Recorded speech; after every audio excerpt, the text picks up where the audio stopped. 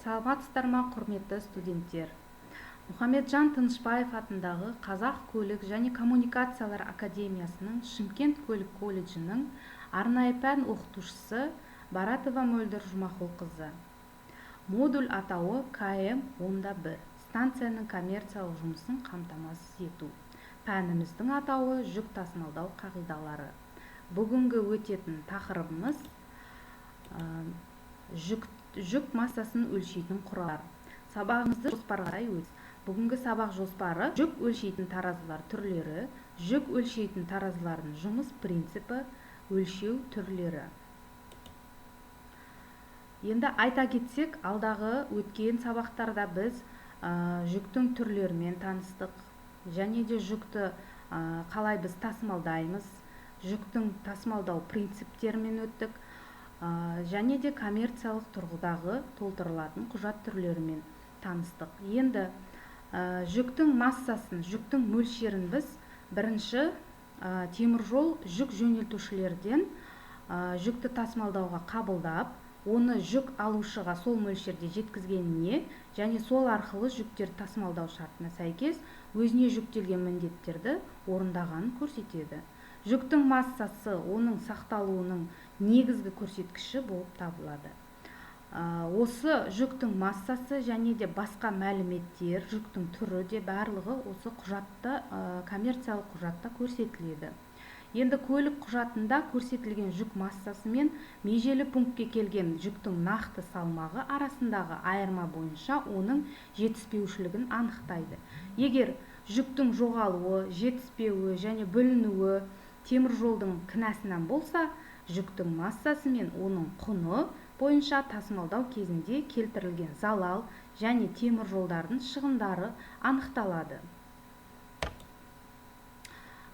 Бізде теміржолда жүктерді өлшеу барысында электрондық және механикалық таразылар түрлері қолданылады.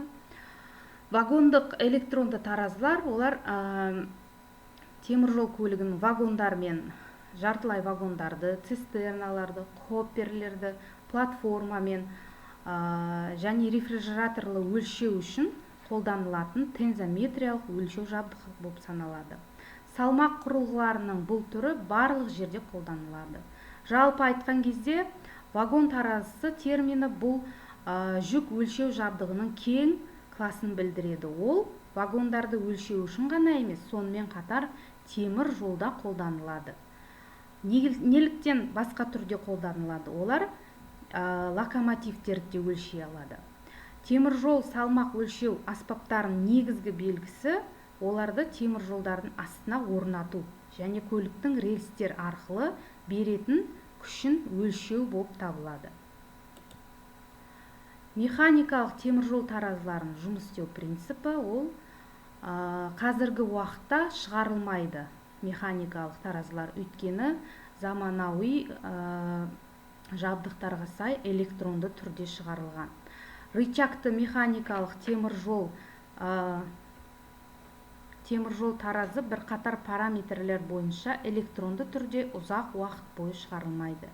Электрондық аналогтарды орнату және күту әлде қайда оңай.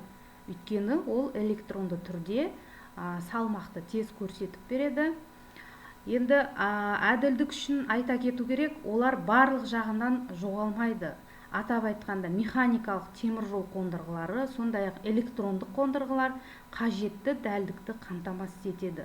Қалай да болса да, олар біздің салмағымызды тура көрсетіп береді.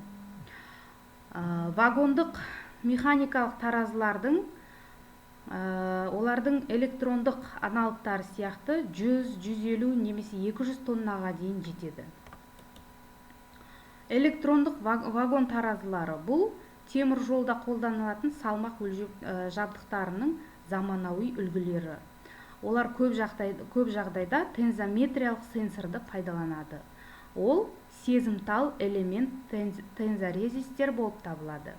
Дәлірек айтқанда, тензометриялық сенсор әрдайым қолданылады, бірақ әрқашан тензорезистердің сезімтал элементі бола бермейді.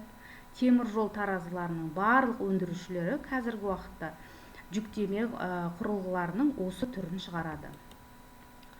Бұл өнімді қоймаға немесе жөнелтуге келгенде коммерциялық есепке алу үшін теміржол жүк көліктерінде қолданылатын негізгі өлшеу түрі болып саналады. Бұл тауарлар мен материалдарды сатып алу немесе сату кезінде өлшеудің ең қолайлы әдісі. Өйткені оның қателіктерінің мәні келесі тармақтармен салыстырғанда ең аз болып саналады. Салмақты өлшеуге арналған электронды теміржол таразысы вагонның массасын екі кезеңде өлшейді. Платформа кезек-кезек жүк қабылдау платформасына кіре алады. Содан кейін нәтижелері бұл вагонның алынған массасын алу үшін қосады.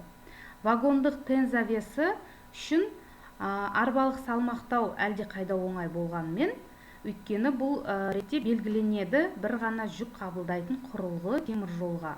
Демек, бұл аз шығындар ғана емес, таразы және іргетас болып саналады. Білік бойынша өлшеу, ол бізде осьтік теміржол модельдері салмақ жабдықтарының ең аз дегенде бюджеттік және әмбебап түрі болып саналады. Арбадағы доңғалақ жұптарының арасындағы қашықтық әрдайым бірдей болғандықтан, вагондардың мөлшері мен осьтері саны процесіне әсер етеді. Мына суретте көріп отқандарыңыздай, бірінші суретте бізде грузоприемная платформа, яғни біздің жүкті қабылдайтын платформа болып саналады. Екінші суретке қарасақ, тензометрлік датчик болып саналады. Үшінші суретіміз, ол біздің жаңағы салмақты көрсететін бөлме. Төртінші суретіміз бақылау таразысы. Бесінші суретіміз жеке компьютер. Алтыншы суреттегі ол принтер. Принтер бізге неліктен қажет? Сол мәліметтерді қағаз түрінде шығарып алып, көру үшін арналған. Бүгінгі сабақ бойынша сіздерге бақылау сұрағы. Жүкті өлшеу жұмыстары қай жерде орындалады? Екінші сұрақ, жүкті өлшеу таразыларының қандай түрлері бар?